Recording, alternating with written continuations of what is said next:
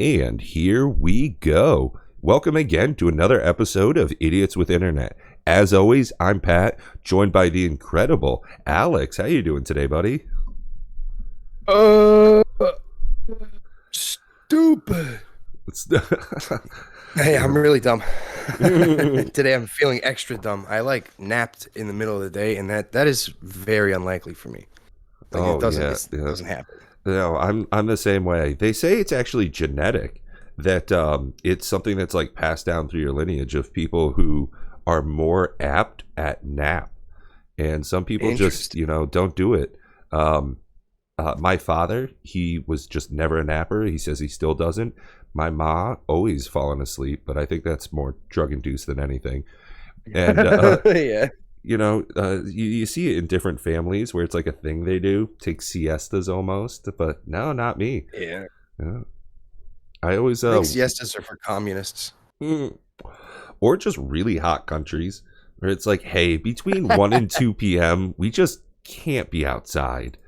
We gotta line it up in the Serengeti and just find a fucking tree to sleep under for a few hours. This shit is ridiculous. Yeah, I mean that's it. Or Spain, that's where the whole siesta thing started. Where it's like, hey man, it's just way too freaking hot out there. We're tired from that morning wine buzz that we had at 10 from eating breakfast, or 12 whenever we woke up. Jeez. Yeah, I've been some countries are just too laid back.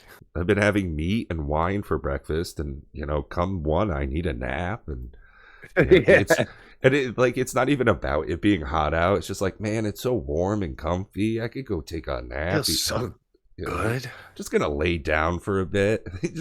Everybody's doing it. Yeah. Just the way that sun just dance right off your skin. Yeah, just kiss you. Feels good. Yeah, it's weird. Like when I was in Vietnam, they had, I guess, something similar enough for some stores. Some places just wouldn't operate for noontime just because it's so freaking hot out. It's not surprising that that's, I would imagine that becomes more and more common with how much the world's heating up lately. Yeah, is it that bad though? Is it so much? I don't know. Slow and steady, man. Slow and steady. I mean, everybody fucking complains about the winter. So is it that bad if it goes? Who gives a shit? Yo, not everybody complains about the winter. I actually, I don't know if we talked too much about this. I was down in Connecticut recently. Apparently, it snowed 2 times this past winter. Yeah. So that's typical. That's not typical. Get the fuck out of here. From what I fucking remember living where I lived in Connecticut, not which is at near all. you. I mean, it would snow 2, maybe 5 times, and it melts a day or 2 after. So funny enough, long story. We had to call the fire department because there was an out of control fire, and I was talking with the chief afterwards as he was admonishing me for the mistakes I had made throughout my day. He was specific in saying that it had only snowed 2 times throughout the winter. And one of the things as the fire department they depend on is the snowpack to actually compress leaves and dead material to reduce fire spread. And that they expect makes sense. They expect this summer to be one of the worst years for fire all across the country.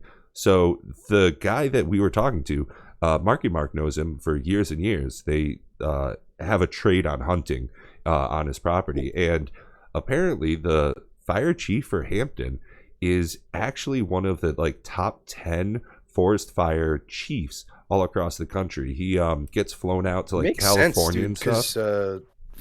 I remember one of the times I was visiting. I forget the name of the road, but it's in Hampton, and it's near Route 6, and there's some big fields and some private shooting areas.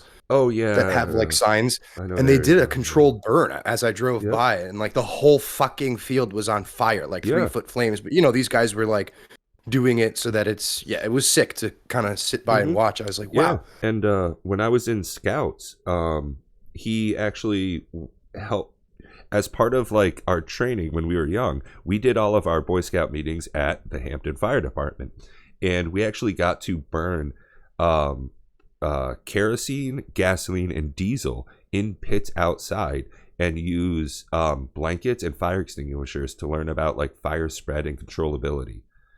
And I was just like, whoa, like a lot of kids don't understand that kind of stuff. A lot of adults, like just in general, it Yeah. was incredible in retrospect to realize how special of an experience that was. And as a kid, you're just, playing with fire. So Like people are listening to this and like, what's so fucking special about being like the top forest firefighter, or whatever? Like, oh, what do you got to do? Just get more water? Well, a little oh bit my more god, than yeah. that. When there's 56,000 square acres on fire, and you have to think about like where the wind's coming from, where it's going to push it over Oh the yeah, next like 12 to 24 hours, like how many people are going to lose their property and their lives if you don't do yeah, things correctly. It's insane. Like the fire that we had started accidentally, within minutes, was uncontrollable. If we oh hadn't yeah, had the fire department there would have been acres and acres of the property behind my house burned down. It was frightening to see how fast and just uncontrollable fire is. yeah. The way it can spread, man, definitely shook me up. And now I have a huge appreciation for what people do when, I'm so far removed from it. Up here in Vermont, we don't have big fires like that. It's just not a thing. But when I hear No, on the news that like Utah burning, it's like 70,000 acres on fire, California is bursting into flames, and then you hear that yeah, tens, but nobody cares hundreds, about California, well, then like motherfucker. hundreds of miles away, the air quality's impacted. Like all the way to Arizona and Oklahoma and shit, they're getting like smog from it. And this summer is definitely going to be real big for that kind of stuff. So, uh, yeah, global warming, the entire climate change is affecting a lot of stuff across the board. And as we get older, we're going to see a lot of things change from when we were young. We're going to start saying back in my day pretty often. Yeah, it's like too. I've been trying to like listen to new music because I haven't really been listening to music that much, and Yeah. I just find myself being like, this stinks. This song stinks. Who is this? Duh, Well, baby. This guy stinks. hey, have you This checked? crap. There's a new Metallica album, and there's also a new Linkin Park album. Hey, Metallica, It's stop. it's actually like not bad. It's I mean, it's ah, yeah. could It's it be that bad? Really? I mean, they are kind of masters of their own trade, yeah. right? Well, They're- yeah. they are That's hard school rockers. yeah. That's what I'm saying. Hard Is, school. Jesus, I'm having a fucking stroke. old school hard rockers. Oh god, dude. Mhm. Hey, I said it, duh, I'm feeling really dumb today. I ate like half a fucking loaf of focaccia bread, and I think that's what did it. Oh my I usually god. don't Yeah. eat bread either, so it's like, uh-oh. He's so low. My- Yeah, this is- My body doesn't know what the fuck to do. it just like I need a siesta. Yeah. Yeah. we're Dude, it was like recording- midday. If you go back to sleep, it's not a nap. It's just like early retirement for the day. Yeah. I'm like, oh, Well, I'm the okay. kind of guy who goes to sleep at like 9, wakes up at 6, like Yeah. unprompted. It just fucking happens. Well, with the job you got, you need to be up early in the morning, anyways. Yeah, I suppose so. It would be nice not to have to do that at some point. At work. Well, I mean, don't get me wrong. No. I talk about that shit all the time. Like that is one of the whole reason I go to work is so that I don't have to go to work. Like that's yeah. like if I could figure out a way not to go to work and still have all the money, like that'd be fucking great. Like that's what I'm aiming for. Isn't that what retirement is? Where like you Yeah, have the- money the but don't have to goal. work anymore. Like Yeah, the goal is to do the least amount of stuff or work for the most amount of money. and it's not like I'm not, engaged. I'm not, displeased with the work I'm doing. This is probably some of the most like engaging work I've ever had in my life. I'm not tasked with the weight I can carry on my shoulders, but what's firing in between my ears. So it's not that I dislike what I'm doing for my day-to-day job. It's just that I would rather like hang out, play video games, and just like go for long walks on the beach. It would be cooler to do that for an extra Fucking 40 beach hours you a live in week. Vermont, dude. Yeah, for now. But if I didn't have to go to work, I'd fucking move. Like, Yeah, true that. bro, I'm starting to learn Chinese because realistically, Vietnamese wasn't that difficult to start picking up. And Chinese is just Yeah. really helpful. And you can speak Chinese in Vietnam and people will like understand what you're saying. Because it's like Spanish to America. Like, Okay. yeah. Like you could just get by well enough knowing a neighboring language. Yeah, what's interesting, not interesting, but kind of odd that you bring that up, is I kind of discovered that Romanian, at first, it sounds like it's a Slavic language, but it's not. It's actually way closer to Spanish. So I work with a Romanian guy, and he talks on the phone all the time, as most Eastern Europeans do. They just You're way constantly too have their loud. brothers and It's sisters so fucking fucking nuts. calling. Oh, dude. Dude, they do it on speakerphone. Yeah. It's like a video call. Oh, It's just, it dude. could be some dumb shit too. Like, The oh amount- yeah, yeah. so I hit this squirrel Yeah. with my car. Yep.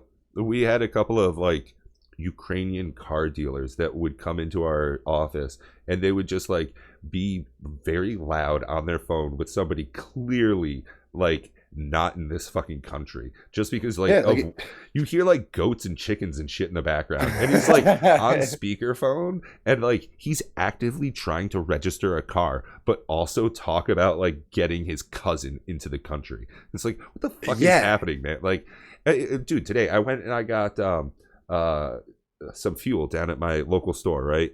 And I walk in and the lady, her and her husband own it. It's a family joint. And I walk in and she's just full blast yelling in Pakistani on her phone. Like full blast, like yelling. She probably maxed out her speaker. Yeah. And it's just like, and like and she's trying to change the receipt paper in the credit card machine. And it's just like yelling. And I'm just like, damn, Kelly, I need 20 on 2. But I can't like interrupt or else I'm gonna get this fucking heat too. Because I know this lady, she's not gonna hold back. Like, dude, I miss like relationships that you have with and this seems to be like only in America. You know, like foreign people who own small businesses, and you go, you know, they're local, so you go there every fucking day. You're getting like the same stuff, and you end up having like a rapport with them, and you know, eventually even building a friendship. Like Cynthia. Like, I find myself daydreaming about being friends with Cynthia again. I don't even know if she's still alive, bro. I have no clue. I'm assuming that realistically she might have been found in a ditch somewhere from stealing. That's so sad, man. Well, dude, she sold too many lottery tickets. Fucked up thing. Okay, so like, okay, a vague story that will be entertaining. A woman that used to work at a local convenience store was known to steal rolls of unscratched lottery tickets, would take them home, binge on drugs, and then just scratch them all feverishly, hoping to increase her yield. Oftentimes, as it's the fucking lottery, you don't make money by doing such a thing. So she would she got in trouble and fired over and over and over. And I'm sure she faced some legal issues at like as a repercussion of this. But I mean, you have to, or she's so like not understandable if you didn't go to that store every day and have a rapport with her, that you just be like, she doesn't right, listen, know don't do it again. Yeah, like I'm not gonna write you a ticket and bring you to court because nobody's gonna understand, not even you, what the fuck is going on. Yeah. It's like, well, I went there for Easter, so last weekend, and I went to Cynthia's.